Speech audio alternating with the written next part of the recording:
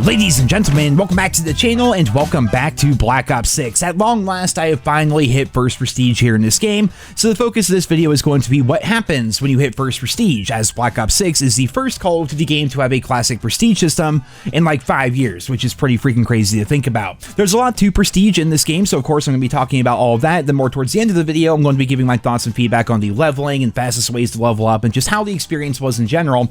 But here we are, we're ready to prestige. After I finally got enough XP at the end of that match, it showed me this screen right here, which was fantastic, and then it takes you right to the prestige area where it explains how everything is going to work.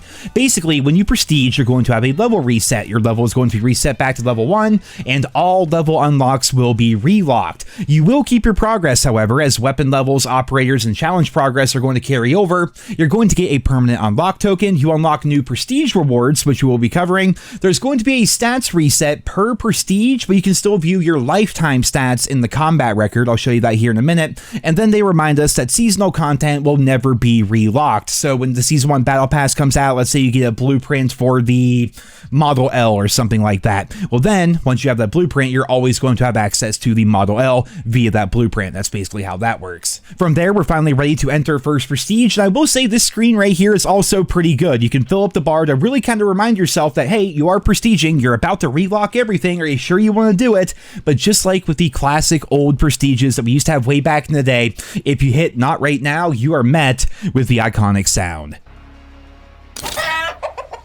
Well, of course, I'm going to actually prestige, and there you guys have it. I am now first prestige, and everything is once again locked within the game. You start back at level 1. You do have access to your creator class right away as compared to waiting until level 4. But again, everything is locked, but keep in mind your levels, your attachments, your camos, your challenges. You don't lose any of your progress. You just don't have access to those guns until you re-unlock them via your prestige. Speaking of unlocking things, the permanent unlock token. You get one of these every single prestige, and this is incredibly important. I recommend using it on something like Perk Greed, which is only available at level 54, because this is a throwback to a very old system. Very powerful aspects of your class are locked behind levels, which is why it's called Prestige, because it's more challenging to be limited as compared to just having everything unlocked like we've had for the past 4 or 5 years. You may be tempted to take your permanent unlock token and bring over your favorite weapon or maybe your favorite score streak, but something like Perk Greed is going to help you out a lot more in the long term. Normally, you only get access to that wildcard at level 54, meaning that every prestige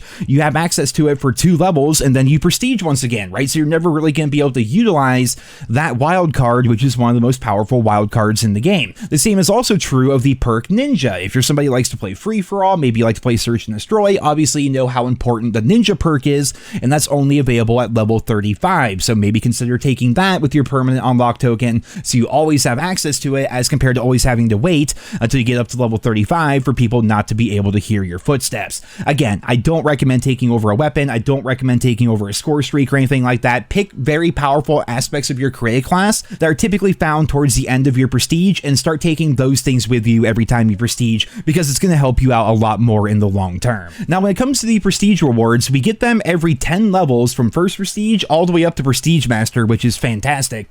The first prestige rewards were already revealed a while ago, but just in case you haven't seen them, here they are. Instantly, you get the Knocked Raider operator skin, which looks so freaking cool. You're a World at War zombie, for crying out loud. You then get a permanent unlock token, which we just talked about, and then at level 10 you get the Darius player screen. At level 20 you're going to get a Gobblegum pack. At level 30 you're going to get the Zombies animated calling card. At level 40 you're going to get the insta-kill weapon charm, and then finally at first prestige level 50 you're going to get the Teddy is a Liar weapon blueprint, which is for the C9 submachine gun, which makes it look like a zombified World at War Tommy gun. Again, looks so freaking good. The prestige rewards are one of the best things they've added to Call of Duty in a very long time, and I'm happy that I'm finally here at first prestige. Overall, it took me about 15 hours, and peep those stats. They're not freaking good because skill-based matchmaking is ridiculous in this game, which will be the focus of my next video, because believe me, I have a lot I want to say about Black Ops 6, but here for prestige mode, and just talking about first prestige and everything, the fastest way to level up right now that people are seeing is basically spamming kill confirmed, which I know sounds crazy. Mostly I was playing domination determination throughout my entire prestige, going for my headshots and doing my camo challenges.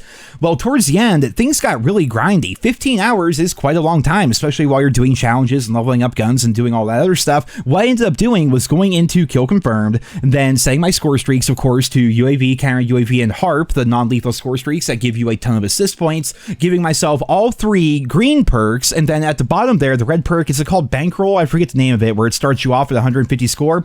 Basically, this setup right here allows you to get a ton of points towards your score streaks while you're playing the objective and objective game modes. Every time you grab a tag, you get 50 bonus score towards your score streaks. Every time you deny a tag, you get 50 more bonus score towards your score streaks. Every time you blow up an assault pack, every time you shoot down a UAV from the sky, anytime you do anything essentially in kill confirmed with this setup, you're getting a lot more points towards your score streaks, which means you're going to be spamming UAVs, counter UAVs, and HARPs, getting a bunch of assists from those as your teammates run around and get kills, and ultimately it ends up giving me a lot more XP than what I was initially getting just trying to play the game normally. It's also worth mentioning, you guys are going to see me throwing around a bunch of decoy grenades here. As of about an hour ago, at the time of this video being posted, they ended up nerfing the decoy grenades. They were giving you a bunch of assist points, similar to how they did in previous Call of Duty titles, but apparently Treyarch does not want everybody just spamming decoy grenades all the time to level themselves up faster, so they got rid of the XP bonus from your decoy grenades, which is ridiculous. But you can still get a bunch of UAVs, counter UAVs, and just spam all the assist score essentially